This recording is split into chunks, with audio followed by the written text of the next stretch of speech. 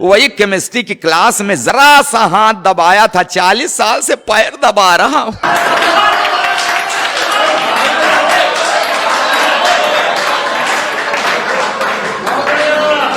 अपनी तरह का एक ऐसा कवि इलाहाबाद से हमारे बीच में आए हैं, जिनकी शैली, शिल्प, बात करने का लहजा अपने आप में एक विशिष्ट है। राधेश्याम भारती इलाहाबाद से हमारे बीच में है। जोरदार तालियां बजाकर आमंत्रित करिए। नौजवान मनोज जी मुझको देख करके हंसते हैं, चेहरा देखते हैं, बाल देखते हैं, ये भी कवि हैं। तो उन नौजवानों से मैंने कहा कि भाई वक्त है जिसने तुम्हें यूं रूपवंती कर दिया। ये सब वक्त का खेल है। वक्त है जिसने तुम्हें यूं रूपवंती कर दिया, लेकिन याद रखना जाने कितनों को इसी ने किंवदंती कर दिया। ये वक्त है, ये वक्त है जिसने तुम्हें यूं रूपवंती कर दिया, जाने कितनों को इसी ने किंवदंती कर दिया। देखकर मुझको हंसो मत, मैं भी गब्बर था कभी, वक्त ने गब्बर से मुझको अब बसंती कर दी। मैं बड़ा होनहार था। हाँ, मुझको देखकर मेरी अम्मा, चाची, बुआ, मामी, मौसी सब यही कहती, देखो देखो इसकी आंख मुझ पर गई है। कोई कहती देखो इसकी नाक मुझ पर गई, कोई कहती देखो इसके होठ मुझ पर गए हैं, कोई कहती हंसी, सब यही कहती ये मुझ पर गया है, ये मुझ पर गया है, ये मुझ पर। वो तो बाद में मेरे गजब के कारनामों को देख के सब पलटी मार गई। कहने लगी हराम ज्यादा पता नहीं किस पर गया है। मैं बिगड़ न जाऊं इसलिए मेरे बाप ने मुझको गांव वाले सरकारी प्राइमरी स्कूल में नहीं पढ़ाया। हाँ, मेरा एडमिशन एक अच्छे प्राइवेट स्कूल में कराया। पिताजी का ये अच्छा विचार था, मगर मैं भी होनहार था। उस अच्छे स्कूल की अच्छी पढ़ाई भी मेरा कुछ नहीं बिगाड़ पाई। मैं वहां भी अति प्रसन्न, 5वीं तक पहुंचते पहुंचते सर्वगुण संपन्न, पढ़ाई लिखाई छोड़कर हर विषय का विशेषज्ञ। फिर मेरे बाप ने घर पर 50 रुपए महीने का ट्यूटर लगा दिया। वो ट्यूटर मुझको 5 रुपए की पढ़ाता था, 45 की ठुकाई करता था। अच्छा, मेरे ठुकाई कार्यक्रम में मेरे पिताजी भी रेगुलर सहयोग करते थे। कभी कभी फूफा, मामा, मौसा जी भी अपना कीमती वक्त देते थे। मैं शाम को पढ़ता जरूर, फिर पिटता जरूर, फिर रोता जरूर। जिस रोज नहीं सुनते मेरा रोना, मोहल्ले वाले आके पूछते आज बबुआ की तबीयत खराब है का? जिस बार मैं पास हो जाता था तो पिताजी बाजार की किसी दुकान से मुझको नए जूते दिलवाते थे। हाँ, जिस बार फेल हो जाता तो खुद देते थे। इसी तरह बाल लीलाएं दिखाते हुए मैं इंटरमीडिएट में पहुंच गया। तो मेरे बाप ने मुझको नई मोटरसाइकिल दिलवा दी कि मैं ठीक समय पर विद्यालय पहुंच जाऊं। मैं ठीक समय पर पता नहीं कहां कहां पहुंच गया। फिर एक दिन ठीक समय पर पुलिस पहुंच गई। फिर मैं ठीक जगह पर पहुंच गया। फिलहाल 6 महीने के बाद तिहाड़ की तीर्थ यात्रा करके वापस लौटा। तो मेरे बाप ने कहा कि ऐसा कर, तेरे अंदर सभी लक्षण आ गए हैं, अब तू कवि बन जा। तो आपने सुना है ना कि वियोगी होगा पहला कवि, आह से निकला होगा गान।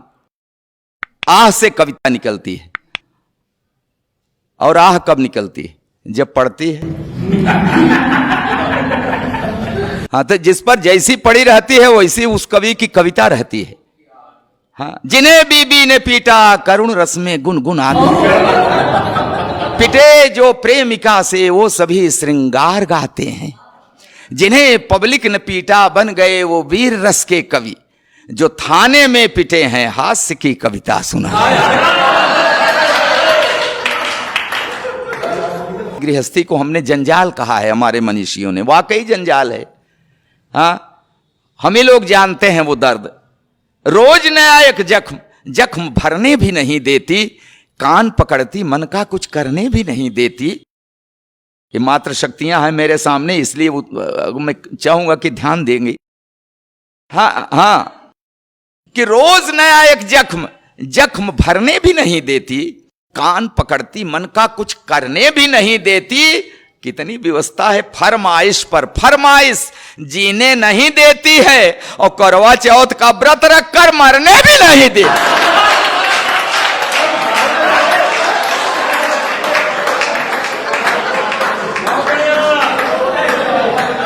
कैसे सांसत में हम लोग जी रहे हैं, अब क्या बताएं। जो भी सरकार आती है साहब, शासन प्रशासन हमारा जो भी, सब महिलाओं के पक्ष में ही कोई न कोई बना देते हैं।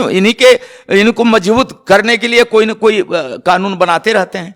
मर्दों की ऐसी तैसी कर रहते हैं। और हमारे एक कवि ने तो यहां तक लिख दिया कि अबला जीवन हाय तेरी क्या यही कहानी, आंचल में है दूध और मथे शरण गुप्त जी वो कह रहे हैं कि अबला जीवन हाय तेरी क्या यही कहानी, आंचल में है दूध और आंखों में पानी। इसका मतलब कि नारी का जीवन और कुछ नहीं, सिर्फ व्यथा। अच्छा, तो क्या मस्ती है पुरुष जीवन की कथा? नारी ने दुख पाया, इसका मतलब पुरुष ने सताया, खाक सताया। मैं तो कसम खा रहा हूं मैंने नहीं सताया, मैंने साहब नहीं अरे मैं क्या सताता, मैं खुद ही सताया जा रहा हूं। वही केमिस्ट्री की क्लास में जरा सा हाथ दबाया था, 40 साल से पैर दबा रहा हूं।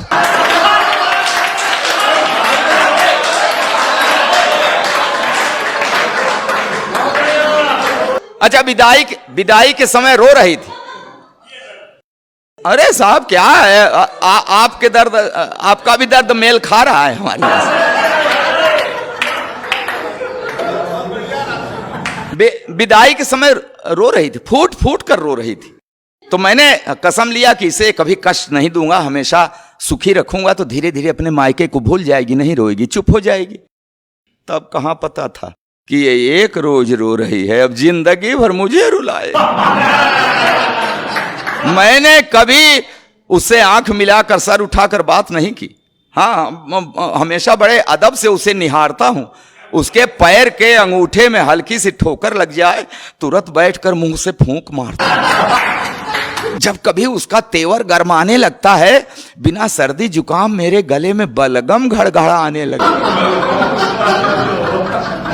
फिर भी जाने क्यों वो हमेशा मेरे ऊपर ऐंठती है। हे भगवान, पंडित जी बीवी को शादी में बाएं बैठा दे चाहे दाएं, बाद में तो सिर पर ही बैठती।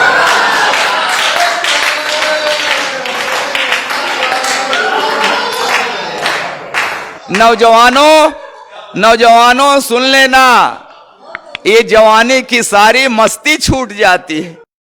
आई लव यू की क्लच प्लेट टूट जाती है।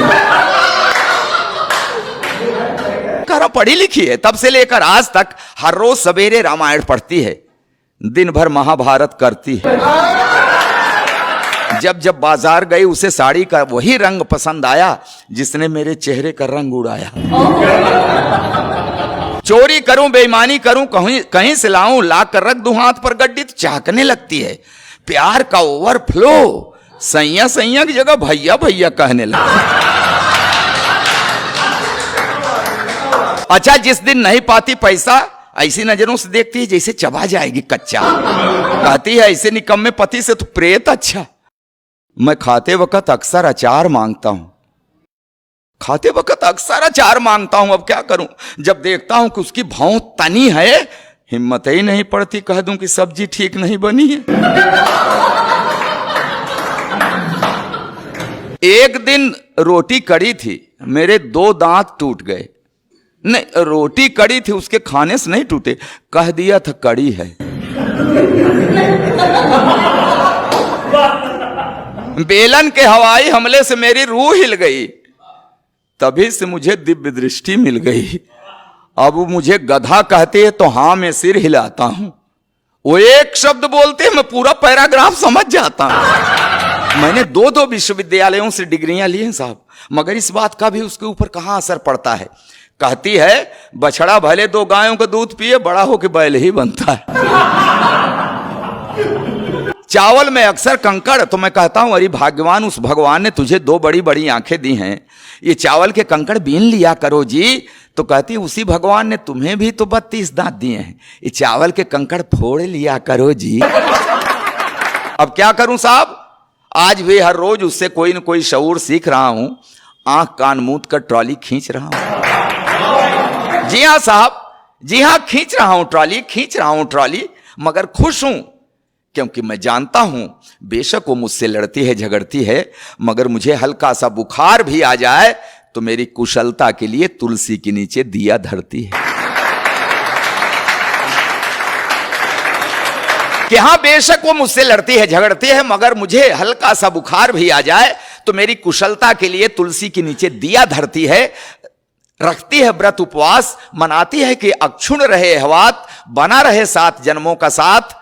और ये नोक झोंक, ये तो दाम्पत्य का अंग है। मियाँ बीबी से लड़ता है, बीबी मियाँ से लड़ती है, मगर बिखरने मत देना इस दाम्पत्य को, क्योंकि बुढ़ापे में जब बेटे और बहुएं साथ छोड़ देते हैं तो एक को दूसरे के सहारे की बड़ी जरूरत पड़ती है, बड़ी जरूरत पड़ती है, बहुत।